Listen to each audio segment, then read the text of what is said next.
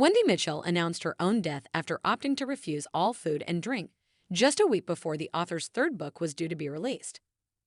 Best-selling author Wendy Mitchell has died aged 68 following a decade-long battle with dementia, and a posthumous post has revealed the heartbreaking deliberate decision she made to refuse food and drink leading up to her death. The author, best known for her 2018 memoir, Somebody I Used to Know, and her 2022 follow-up book, What I Wish I Knew About Dementia, had said she'd always wanted a plan so that she felt in control of her condition.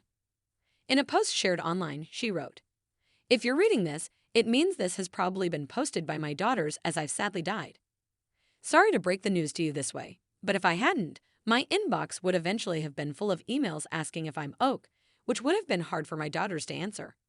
In the end, I died simply by deciding not to eat or drink anymore." The poignant post continued, "The last cup of tea. My final hug in a mug, the hardest thing to let go of, much harder than the food I never craved.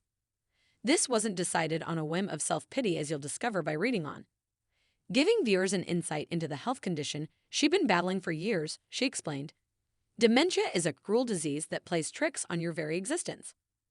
I've always been a glass-half-full person, trying to turn the negatives of life around and creating positives, because that's how I cope. Well, I suppose dementia was the ultimate challenge. Yes, dementia is a bummer, but oh, what a life I've had playing games with this adversary of mine to try and stay one step ahead." She added, "I've been resilient throughout my life, even from a young child. So resilience is inbuilt in me to cope with whatever life throws my way." The Alzheimer's UK charity ambassador, who previously appeared on Lorraine Kelly's ITV show, quizzed, "Who would have thought, when diagnosed all those years ago, that my life would turn out quite as it did? I've always liked to have a plan, something that makes me feel in control of dementia." However, her legend will live on via the 2 best-selling books she created, and a third, Living with the End in Mind, will share her final thoughts with the public when it's published next week. Her revelations about dementia had made her a hero to many, and her tireless full-time work as an NHS team leader before her death was admired.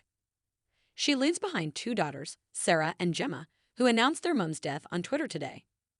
They revealed she'd died peacefully early this morning, and that her final blog post allows readers to learn about her last moments from her own perspective. Meanwhile, Paul Edwards, Director of Clinical Services at Dementia UK, has offered the following words about the author's death. "Everyone at Dementia UK is deeply saddened to learn of the death of Wendy Mitchell. A tireless campaigner, Wendy's writing and work helped many people understand what it is like to live with dementia, as well as giving a powerful voice to those living with the condition." Wendy spoke candidly about how her dementia affected her, and her efforts will leave a lasting impact in the way we understand dementia and approach dementia care. Her contributions to our lived experience advisory panel help to ensure the specialist dementia care we offer reflects the needs of people facing dementia. Our thoughts are with Wendy's family, and we send our deepest condolences at this difficult time. We urge families affected by dementia to reach out to our specialist helpline. Staffed by dementia specialist and rural nurses, our helpline offers support and guidance on all stages of dementia, including grieving for a loved one.